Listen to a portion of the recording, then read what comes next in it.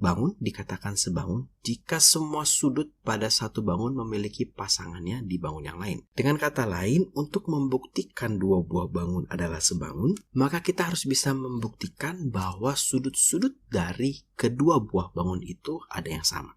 Ya, contohnya seperti ini.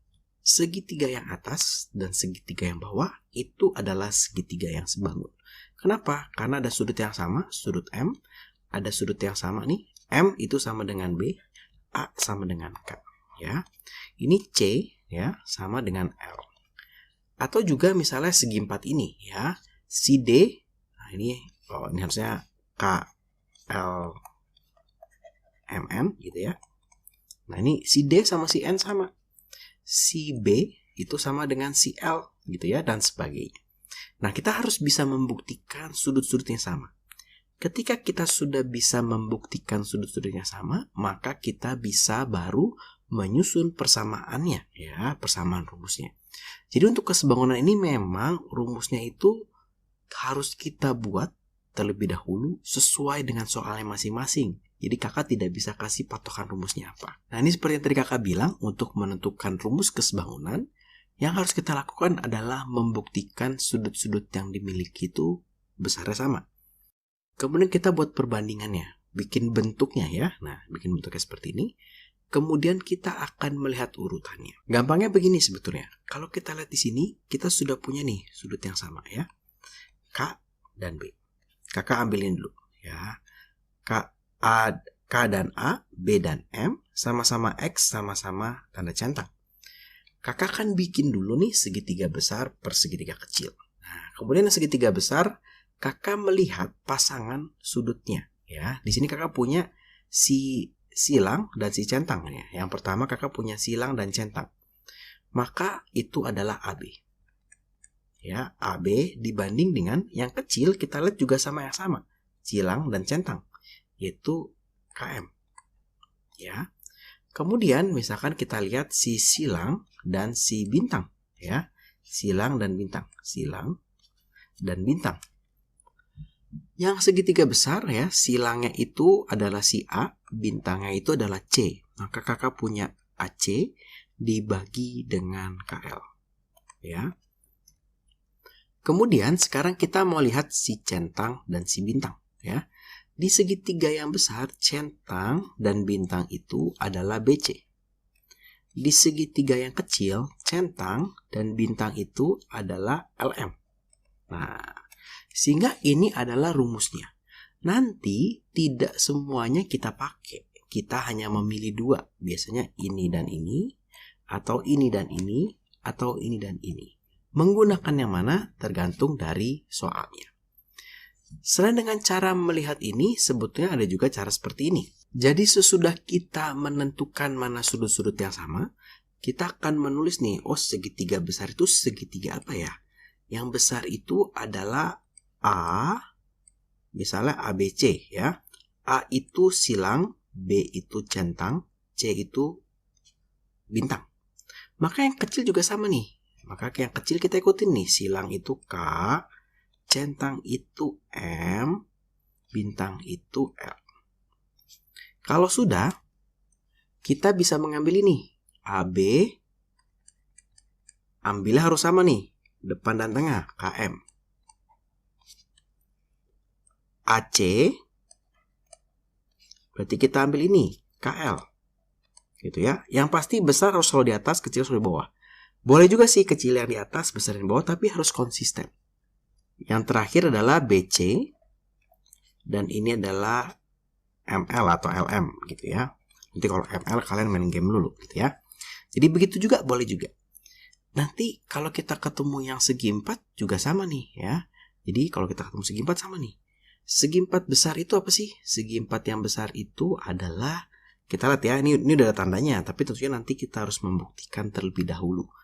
Kakak punya A, B, C, D.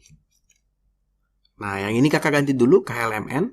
Kita tinggal ikutin nih. Oh, A itu si tanda silang, maka di sini kakak punya K, bintang, B itu bintang kuning, L, terus centang M, terus bintang biru N, ya.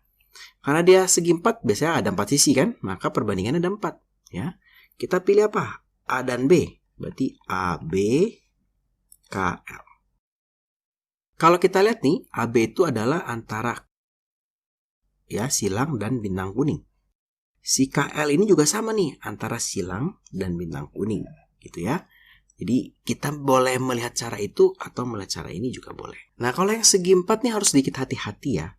Kita tidak punya sisi AC, kita punya sisi BC. Yaudah kita ambil BC gitu ya. Maka kita ambilnya adalah ML ya, LM gitu, sesuai dengan urutannya. Kemudian kita tidak punya sisi BD, kita punyanya BCD ya, CD, maka kita ambil juga sesuai dengan ini ya, MN gitu ya. Yang terakhir yang belum itu adalah sisi AD ya. AD, maka di sini kita ambil KN ya. Jadi yang penting kita bisa menentukan rumusnya, nanti kita bisa menjawab soalnya. Daripada bingung, kita langsung coba aja ya. Di sini kakak punya 2 buah segitiga. AB-nya ini adalah 10 cm. Biasanya kakak suka menulis keterangan-keterangan ini di gambar dibandingkan menulis diketahui.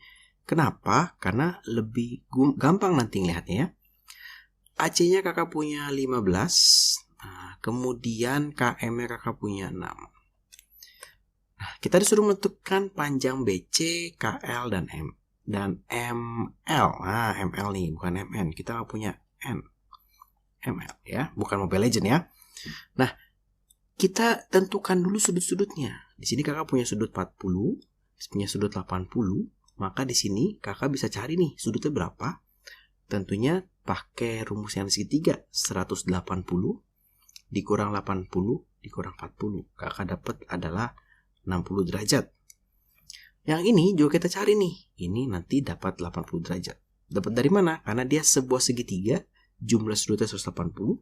180 adalah 40 ditambah 60 ditambah sudut K gitu ya. Nanti dapat nih sudut K-nya adalah 80 derajat. Artinya di sini kita sudah mengetahui sudut-sudut yang sama.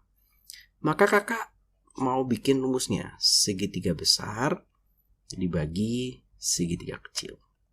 Ya, supaya gampang kakak tulis aja nih. Segitiga besar itu segitiga apa? Misalkan kakak tulis A, B, C. Boleh nih. Segitiga yang kecil jangan sembarangan nulisnya. A itu 80 derajat, maka kita mulai dari K. B itu adalah 40, maka L. C itu adalah 60, maka M. KLM. Kita akan punya rumusnya itu seperti ini. AB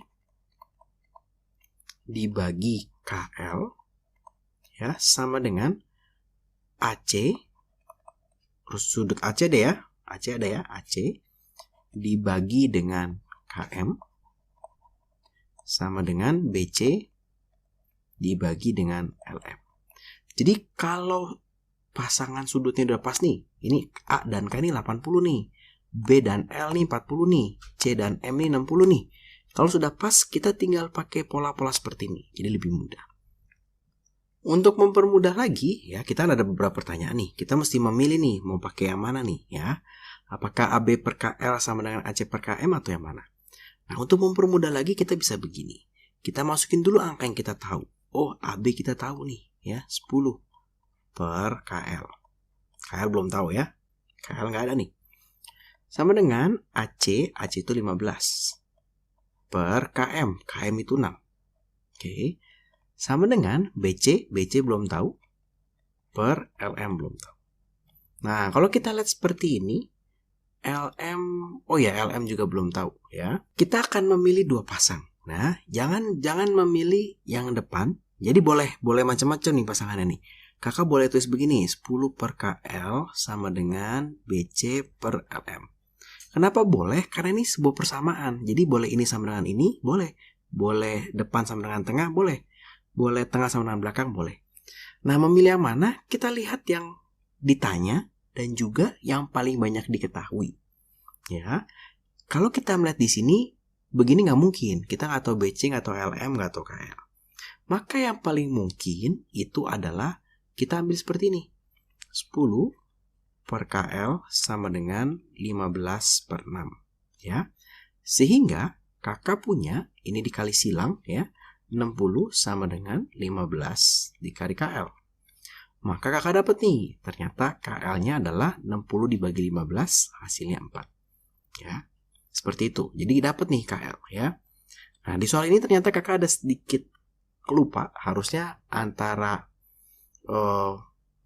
si ML, LM ini harus dikasih tahu nih ya, salah satu mesti kasih tahu.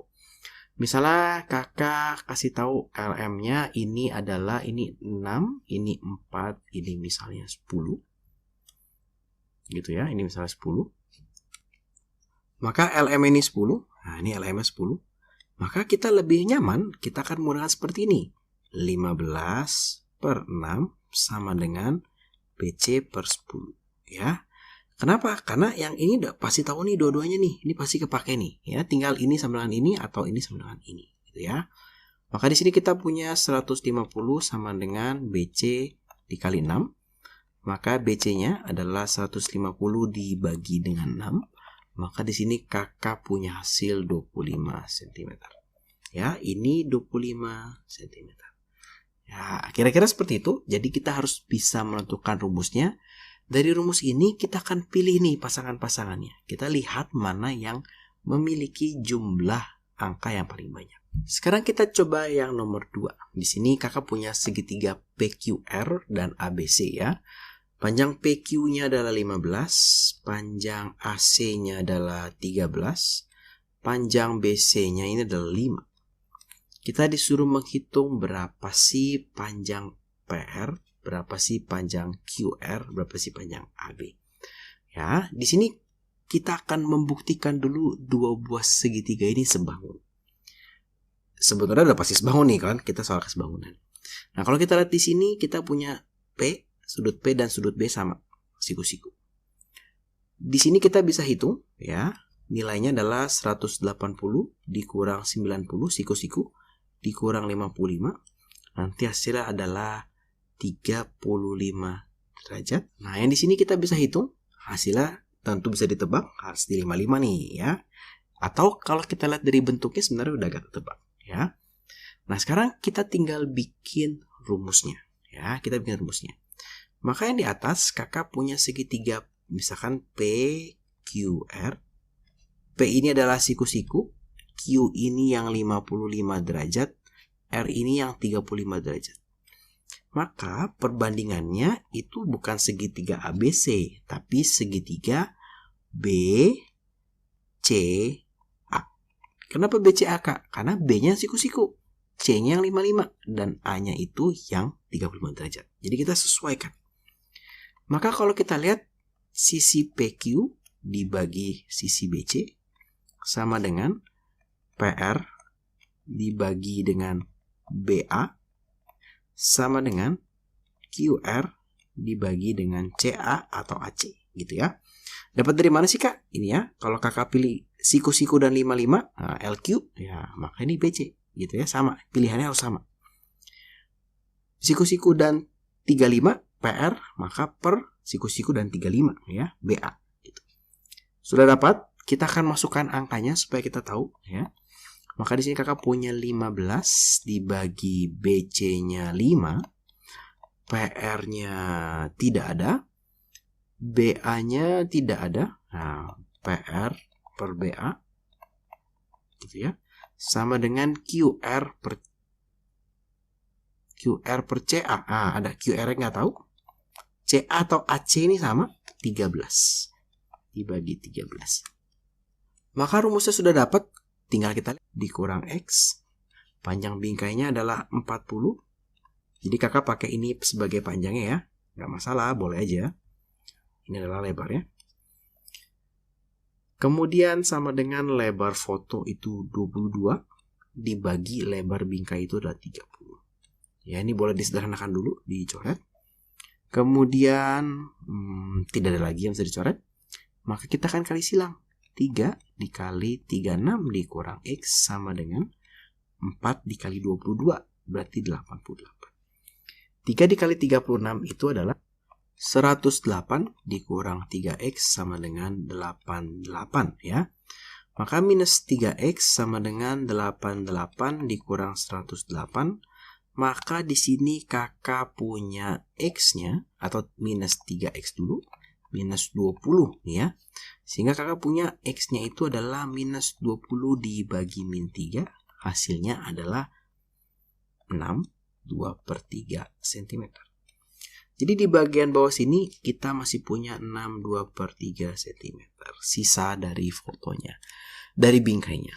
Nah, sebenarnya di soal ini tidak disebutkan fotonya tuh portrait atau landscape. Biasanya kalian akan dikasih gambarnya ya, atau dikasih tahu fotonya menghadapnya portrait atau landscape. Tapi kalau tidak, kalau di esai mungkin guru kalian mintanya menghitung dua kemungkinannya. Ya. Tapi kakak nggak hitung yang di sini, kakak akan hitung yang di sini. Jadi sini kakak punya 80 kali 50. Jadi bisa saja dia begini ya. Nah, bisa aja dia begini nih. Ini 50, ini 80. Tapi bisa juga begini nih ya. Nah, ini 80-nya ke sini nih. 80, 50-nya di sini. Nah, bisa nih. Nah, kakak mau pakai yang ini sekarang. Ya. Di sini sebuah foto ditempel pada selai karton ya, dijadikan bingkai dengan ukuran 80 kali 50. 80-nya ke samping gitu ya. Nah, yang ke bawahnya 50. Bawah kiri kanan berjarak 10 cm sudah kakak gambarkan. Atasnya belum tahu X ya. Maka misalkan kalau ini tetap deh sama ini misalnya panjangnya. Misalkan ini adalah lebarnya gitu ya. Maka kalau kita lihat karena dia sebangun, maka panjang dari foto dibagi panjang dari bingkai atau karton sama dengan lebar dari foto dibagi lebar dari bingkai. Nah, sebelumnya kita bisa menghitung nih ya, lebar dari fotonya nih. Lebar dari fotonya, lebar bingkainya adalah 80 dikurang kiri kanannya 10, 20. Maka hasilnya adalah 60. Sedangkan untuk panjang dari si fotonya ya, itu panjang bingkainya adalah 50 dikurang bagian bawah 10 dikurang bagian atas X. Maka kita punya 40 dikurang X. Maka tinggal kita masukkan sini nih. Di sini kakak punya 40 dikurang X dibagi dengan 50 sama dengan lebar foto itu 60 dibagi dengan 80. Maka ini boleh dicoret ya. Ini boleh disederhanakan. Dibagi 2 jadi 3, dibagi 2 jadi 4. Maka ini dikalikan silang. Maka kakak punya 3, 4 ya. 4 dikali 40 dikurang X sama dengan 3 dikali 50. Maka kakak punya 160 dikurang X sama dengan 150. Maka kalau kakak pindahkan ke, biarkan di sini deh. Min X sama dengan 150 dikurang 160. Maka min X sama dengan min 10. X-nya adalah 10 cm. Ternyata bagian atasnya juga 10 cm nih ya. Akan menjadi sedikit berbeda kalau bagian bawahnya misal 5 atau 8 cm.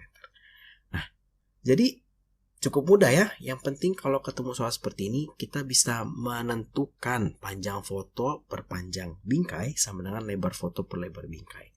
Konsepnya ini sama juga dengan yang tadi nih, yang kakak ajarkan. Yang persegi besar, persegi kecil. Tapi kalau di sini kakak pakainya karena foto lebih kecil, dibagi persegi besar ya, dan perbandingan dari sisi-sisinya. Nah, jadi cukup mudah ya ternyata untuk soal-soal kesebangunan yang awal. Di video berikutnya nanti kakak akan mengajarkan tentang